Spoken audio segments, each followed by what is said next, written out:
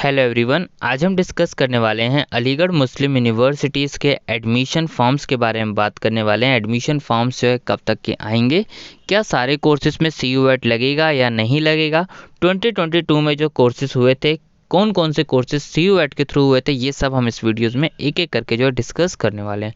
और अगर बाकी सारे कोर्सेज भी CUET में आएंगे तो उनके लिए क्या एलिजिबिलिटी क्राइटेरिया रह सकता है, ये भी हम इस वीडियो में बात करने वाले हैं। इस ईयर जो है चांसेस हैं कि ज़्यादातर सारे के सारे कोर्सेज UG के CUET के थ्रू ही होंगे। सिर्फ 2022 में एक ऑप्शन था यूनिवर्सिटीज़ के पास, क्योंकि कोर्सेज में बहुत सारी अलग अलग टाइप के कोर्सेज होते हैं, हर यूनिवर्सिटीज़ की अपनी अलग रिक्वायरमेंट होती है। लेकिन इस ईयर चांसेस हैं कि सारे कोर्सेज में CUET होगा। तो आपको पता होना चाहिए कि क्या एलिजिबिलिटी क्राइटेरिया यूनिवर्सिटीज़ रख सकती हैं। ये एलिजिबिलिटी क्राइटेरिया जो है जहाँ तक है जन एंड तक क्लियर हो जाएगा। जैसे जामिया क्लियर करने वाली है जनवरी में और फरवरी में क्योंकि CUET के फॉर्म आने हैं, तो जैन तक तो यूनिवर्सिटीज़ को क्लियर करना ही पड़ेगा कि कौन कौन से कोर्सेज में CUET लगने वाला है।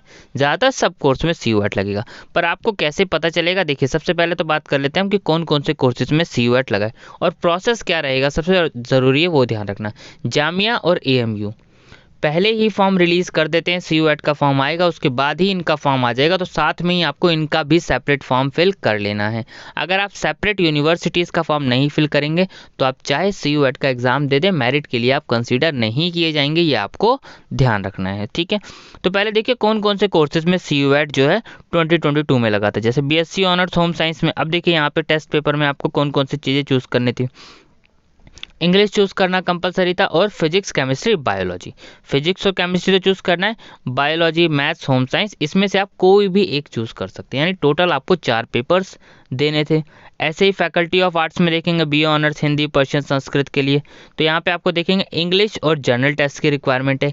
यानी अगर आप BSc से रिलेटेड कोर्स करना चाहते हैं तो PCM और लैंग्वेज की रिक्वायरमेंट रहने वाली है, PCM या फिर PCB या PCH कुछ भी इसकी रिक्वायरमेंट रहने वाली है। लेकिन आप लैंग्वेज से रिलेटेड कोर्स करते हैं, BA से रिलेटेड कोई चीज़ें कोर्स करते हैं, तो जहाँ तक है इंग्लिश और जनरल टेस्ट की रिक्वायरमेंट रहने वाली है।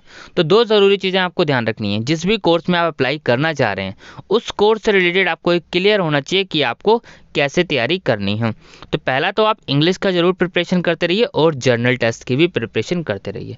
बाकी और कौन से सब्जेक्ट करने हैं यूनिवर्सिटीज़ जल्द ही क्लियर कर देगी। वैसे आप जिस सब्जेक्ट से करना चाहेंगे जरूरी रिक्वायरमेंट यही होगी, जहाँ तक है उसी सब्जेक्ट से रिलेटेड जो है टॉपिक्स आने वाले हैं, यानी वही सब्जेक्ट्स आपका रहने वाला है। तो इंग्लिश और जनरल टेस्ट तो रहने वाले हैं।